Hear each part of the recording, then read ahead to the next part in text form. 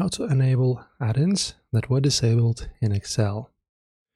It's a common frustration. You open Excel to run a report, and your favorite data tool or third-party add-in has simply vanished from the ribbon. Excel didn't delete it, it likely hard disabled it because of a slow load time or a previous system crash.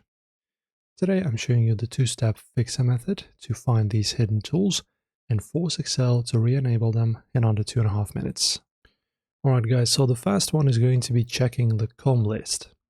So go to the File tab and select Options at the very bottom, right here. Okay, and in the sidebar, click Add-ins. Right, look at the list at the bottom of the window. If your tool is under Disabled Application Add-ins, it won't show up in your actual menus. So as you can see, in my case, I have none under Disabled Application. So in my case, none of them are limited. Okay, and at the bottom, also next to the Manage word, just click on the drop-down and select COM Add-ins. And then press on Go. And then check the box next to your missing add-in. If it stays checked, you're good to go.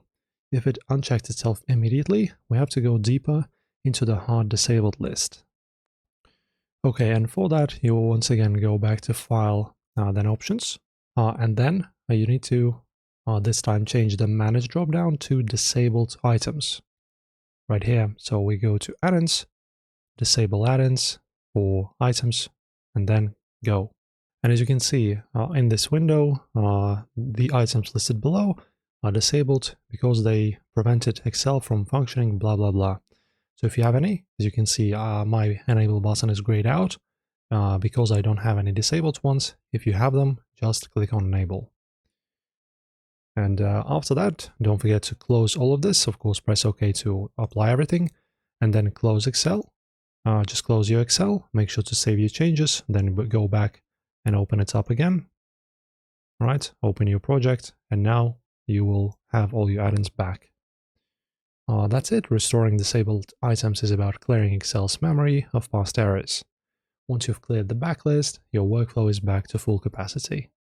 If this technical recovery helped you out, don't forget to support our channel with a like and a subscription. We appreciate it.